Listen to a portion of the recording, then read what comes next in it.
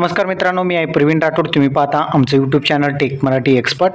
तर मित्रांनो, पुढील 3 तासामध्ये तुम्हाला या जिल्ह्यामध्ये अतिमुसळधार पावसाची शक्यता असणार आहे. आता कोणकोणत्या जिल्ह्यामध्ये अतिमुसळधार पावसाची शक्यता असणार आहे, संपूर्ण माहिती आपण या व्हिडिओच्या सहाय्याने बघणार आहोत. त्यासाठी हा व्हिडिओ शेवटपर्यंत बघायचं आहे.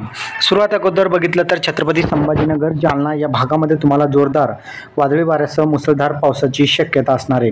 या जिल्ह्यामध्ये तुम्हाला जोरदार मुसळधार पाऊस पाहायला मिळेल. त्यानंतर लोणार असेल, अहमदनगर, बीड या भागामध्ये सुद्धा तुम्हाला जोरदार वादळी वाऱ्यासह मुसळधार पावसाची शक्यता असणार आहे.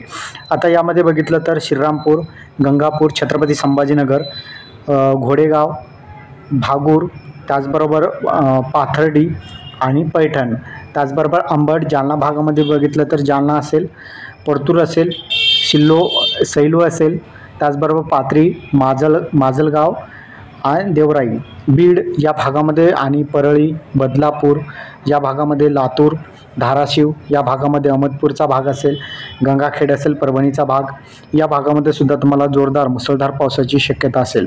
त्यानंतर जिंतूर असेल, हा भाग जो आहे या भागामध्ये तुम्हाला अतिमुसळधार पावसाची शक्यता असणार आहे. कोकण किनारपट्टीकडील जिल्ह्यामध्ये सुद्धा तुम्हाला पाऊस पाहायला मिळणार आहे, मात्र भाग बदलत पावसाची शक्यता असेल. त्यानंतर बघितलं तर दक्षिण कोकणामधील जिल्ह्यामध्ये सुद्धा तुम्हाला भाग बदलत पावसाची शक्यता असणार आहे. जास्त पाऊस तुम्हाला मराठवाड्यातील जिल्ह्यामध्ये पाहायला मिळणार आहे. तर हा व्हिडिओ तुम्हाला कसा वाटला कमेंटमध्ये सांगायचा विसरू नका.